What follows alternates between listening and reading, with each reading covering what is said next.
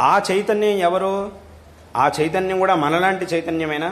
మనలాంటి వ్యక్తి అయినా ఆ వ్యక్తి కూడా అనంటే, అప్పుడు ఆ వ్యక్తి కూడా మనలాంటి వ్యక్తి అనంటే అప్పుడు ఏమవుతుంది? మనం కూడా వీటన్నింటినీ చేయగలగాలి అని అవుతుంది. మనలాంటి వ్యక్తి కాదు ఆయన, అందరికంటే మనకంటే కూడా. ఎందుకంటే ఈ ప్రపంచంలో అందరూ కూడా వాళ్ళ వాళ్ళ శక్తికి తగినట్టుగా ఒక్కొక్క వస్తువుని తయారు చేయగలుగుతారు. అందరూ కూడా వాళ్ళ వాళ్ళ శక్తికి తగినట్టుగా ఒక్కొక్క వస్తువుని తయారు చేస్తారు. ఒక వ్యక్తి ఒక వస్తువుని తయారు చేశాడు, ఆయనకు ఉన్నంత శక్తి ఇంతే కాబట్టి ఇంతే తయారు చేయగలిగాడు. ఇలా ఒక్కొక్కళ్ళు ఒక్కొక్క వస్తువుని తయారు చేస్తూ ఉంటారు.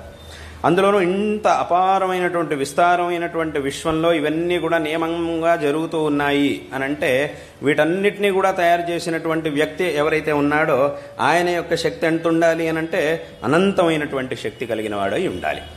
అటువంటి ఆ అనంతమైన శక్తి కలిగిన ఒక వ్యక్తి ఖచ్చితంగా ఉన్నాడు అనేటటువంటి విషయాన్ని మనం ఖచ్చితంగా ఒప్పుకోవాల్సిందే. అంటే ఇదంతా కూడా శాస్త్రముల విషయాన్ని వదిలేసి లౌకికంగా మనం ఆలోచించినప్పుడు కూడా ఆ భగవంతుడు ఉన్నాడు అనేటటువంటి విషయాన్ని మనం ఒప్పుకోవాల్సిందే.